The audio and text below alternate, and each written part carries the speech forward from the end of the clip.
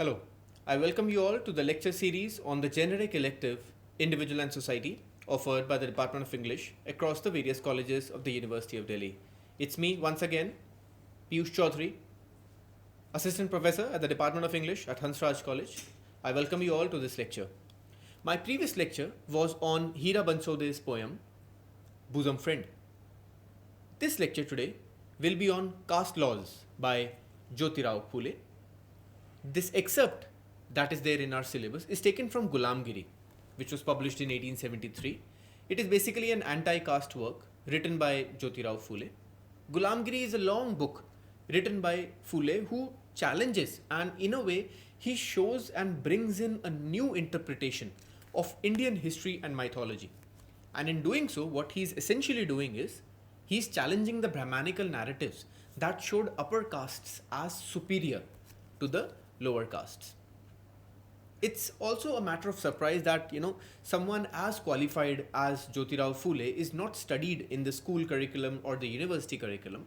That is why Delhi University has taken the initiative, and since the last 20 odd years we have been teaching this paper. You know, talking of modern Renaissance, if we just talk about modern Renaissance, when we talk about the Indian Renaissance, when we talk about the social movements, then we get to hear a lot about several other men who have done so much about bringing bringing the Renaissance to the fore. We talk about Raja Ram Mohan Roy, but surprisingly the mention of Phule is still surprisingly it is invisible in textbooks, in popular discourse. The youth is almost unaware of his contributions, his speeches, and also he brought in really bold reforms, and his praxis in solving the crisis, it was commendable and it was way ahead of his time. But still we wonder, why is he not mentioned in the textbooks the way the others are? So this shows the invisibility of the anti-caste intellectuals, in the modern history of India. So that is the reason, this is the reason why we are studying him today in our syllabus at the University of Delhi at the Department of English. Now let me very briefly talk about Jotirao Phule first. He was, a Marathi social reformer, and if you know the Satya Shodhak Samaj, he was also a founder of the Satya Shodhak Samaj. And in this excerpt given in your syllabus, Phule one by one dismantles the notion that caste was a necessary system. He was one of the first Dalit, obviously, to enter into the public sphere, and he got widespread recognition for his works and his thoughts and his actions and his movements. And in the mid 19th century, he even educated his wife Savitri. They both belonged to the lower caste. People treated them as untouchables, but his wife, Savitri Bai, she was also educated. She was the first woman, Indian woman, who started teaching in schools, and that too coming from the lower caste. We all know the horrific stories that how people treated Savitri Bai Phule for transgressing and for teaching as an untouchable. It was deemed almost unimaginable, right, for her to teach, but it was due to the efforts of Jotirao Phule that she became a teacher, right? So in this excerpt in our syllabus, Phule, obviously, he talks a lot about Indian mythology, but and obviously he's on an emotional level, but this doesn't mean that he's wrong or he cannot be trusted. He's passionate towards a cause, right? Just like Periyar were passionate, just like Ambedkar was also passionate, right? So this particular excerpt about Gulamgiri, and in this book, Phule is angry, and obviously he's passionate about something, and he gets emotional on certain aspects. So this excerpt and this book is an exposition of how the caste system was originally, it was originally absent, but was rather devised as a means to subjugate one section of society under the other, right? So it was simply a ploy, a means to perpetuate power. That's what caste is, right? So in plain words, caste system is a political system for the upper castes. So in this excerpt, one by one, he gives reasons why and how the caste system was devised, and how the caste system was created as a means of power, and to create hegemony, of one group of society over the other. It was devised and created to ensure this balance of power. It was not natural at all. So this essay is Phule's unique freedom of the caste system. Unique as he totally upturns the traditional mode of thought and makes the caste system rather as a struggle between the two groups, the upper caste and the lower caste. The upper caste are represented as the Aryan invaders, and the lower caste are represented as the aboriginals, the ones who were aborigines, the ones who were originally inhabiting India. right? So according to Phule, origin of caste is in the Aryan invasion. This is what this essay is all about, right? Then the entire excerpt is his exposition of how cunningly the structure of caste was devised. This is the second point, very important point that is there in this particular essay, how the structure of caste was devised, how it was created, right? So this excerpt also denounces caste system and announces the ways in which it was devised. It announces caste system as a sinister ploy and goes on to delineate and expose that ploy. Right? Some ways in which he does that is, firstly, the words and the vocabulary that he uses for the lower caste and the upper caste that he shows. He also talks about the story of Samudra Manthan and compares it with the war of Devta and the Daitya and compares it with the upper castes and the lower castes, right? Then story of several wars of aboriginals, and how they fought the incoming Aryans. So according to Phule, all these tales were devised and they bear no resemblance to reality. They were devised to maintain subjugation, political as well as social. Now, according to Dr. B.R. Ambedkar, and there is one very famous quote that he has given, and that is, as you can see on the screen, caste system is not merely division of labor, it is also a division of laborers. Right? So this is how the caste system has been divided. It is a system which has been created, and Jotirao Phule is explaining us that. The answer to caste discrimination and to end it is in the complete annihilation and destruction and rejection of the system itself. This is the main argument that Jotirao Phule is giving here, right? And also he says that education should be the means of emancipation. So Ambedkar also pitched in for the same in his book Annihilation of Caste. He said the small measures here and there will not lead to betterment. We have to get educated, agitated and organized, right?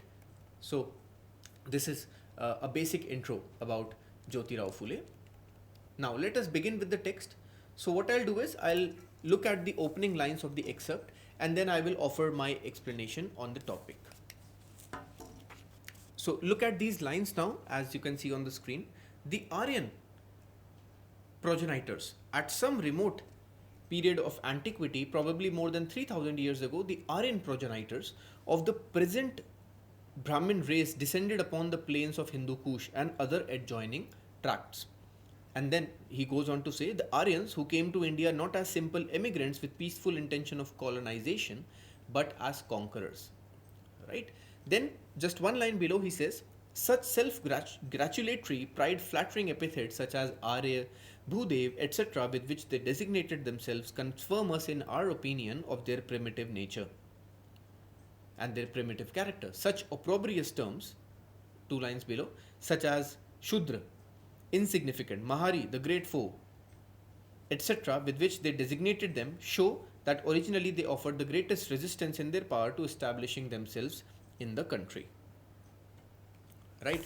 So here in these lines, Phule is essentially saying that the terms with which the lower castes were referred to shows the original struggle that the two groups had, thousands and thousands of years ago. The names given to the lower castes were Shudra, they were Mahars, Maharis, right? Which shows that the incoming Aryans, when they invaded the country, they were referring to the lower castes in this manner because they fought violently with them when the incoming Aryans were attacking them and displacing them and taking their resources in India.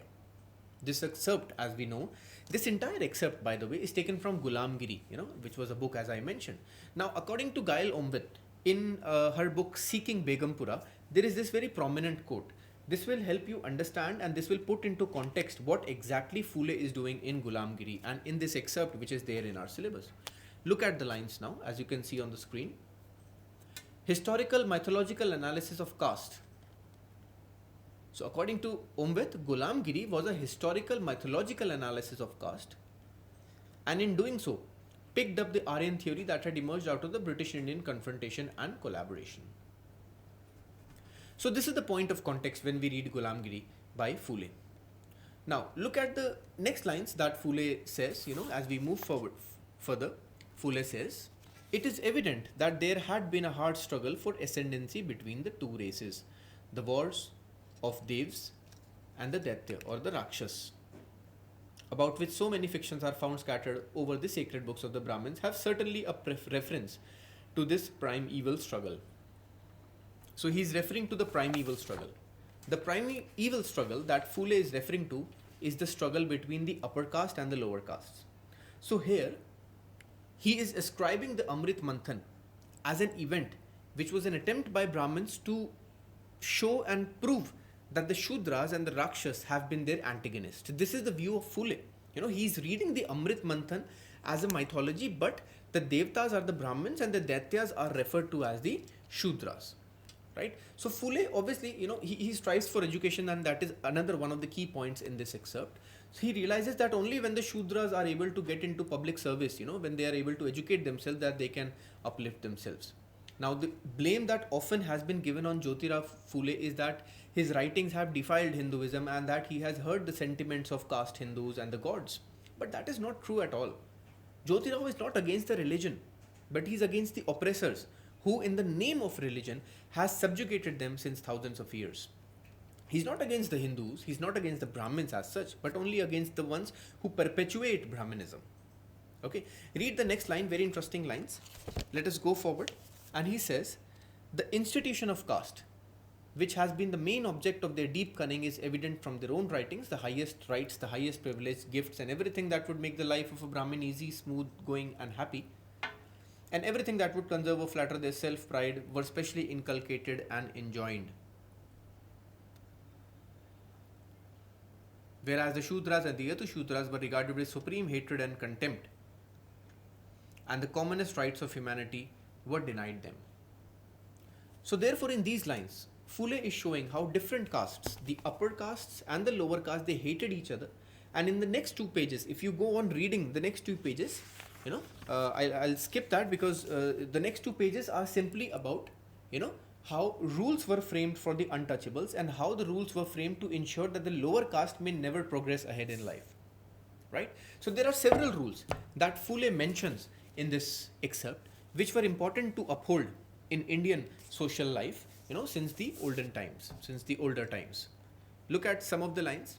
Phule then says, and after, these pages, Phule says, but what can have been the motives and objects of such cruel and inhuman laws? They are, I believe, apparent to all, but to the infatuated, the blind and the self-interested.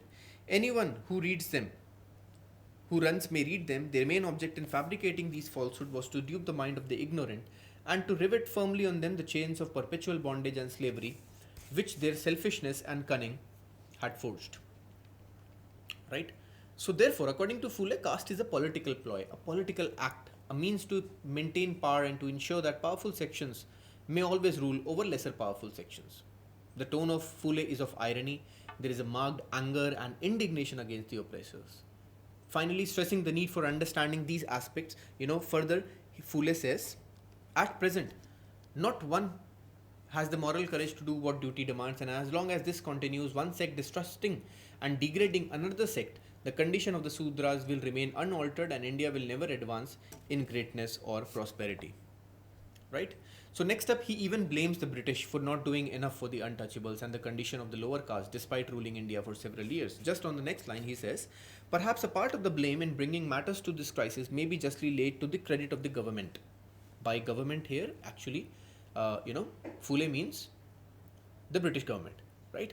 Further, he says, whatever may have been their motives in providing ampler funds and greater facilities for higher education and neglecting that of the masses, it will be acknowledged by all that injustice to the latter is not as it should be.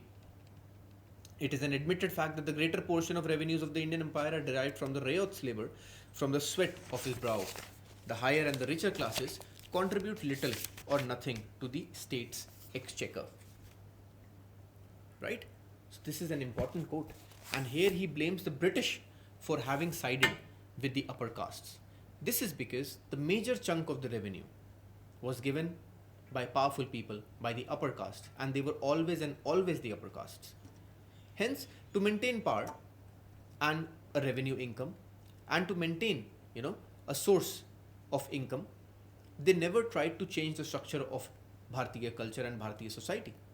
Also, British were here just to rule and take money and loot and to take economic advantage of India. They proclaimed themselves as the rulers and as civilized, but they never took any real steps to change the social fabric of India unless it served their interests.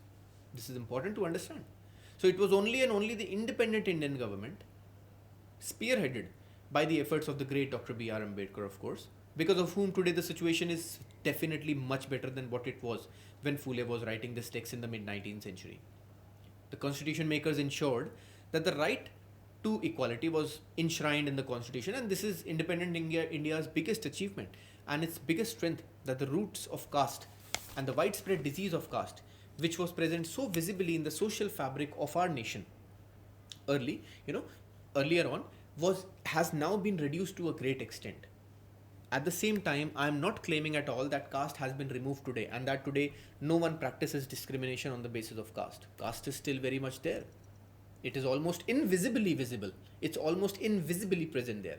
Caste is still there, but in slightly more insidious ways and in different ways. But owing to the efforts of the independent government and of course our very beautiful constitution and the efforts of Dr. B.R. Ambedkar and several other governments till now, and even today, more and more social welfare schemes are being developed. Social welfare schemes are being put in place to basically ensure that the upliftment of the castes who have been traditionally subjugated by the upper caste actually happens.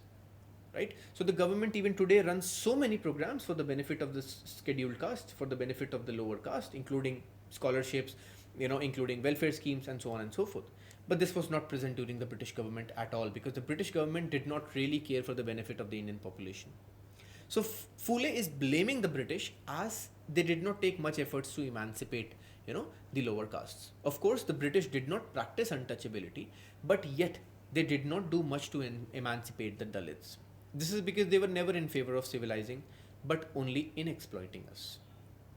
Now, towards the end of this essay, I'll come to the end of this essay. Phule pitches for education as the only possible means of emancipation. Look at the lines in which he writes this. He says, "Our only reply is that if the government took a little less after higher education and more towards the education of the masses, the former being able to take care of itself, there would be no difficulty in training up a body of men every way qualified and perhaps far better in morals and manners." Few lines below, he says, "Let there be schools for the Shudras in every village, but away with all the Brahmin schoolmasters. The Shudras are the life and sinews of the country, and it is to them alone and not to the Brahmins that the government must ever look, to tide them over their difficulties, financial as well as political." Okay, and here the excerpt ends. So the reference to the government is the government of the British India. But one thing we must understand is, why did the British government not side with the Shudras? Why do you think so? Why did the British government not support the Shudras?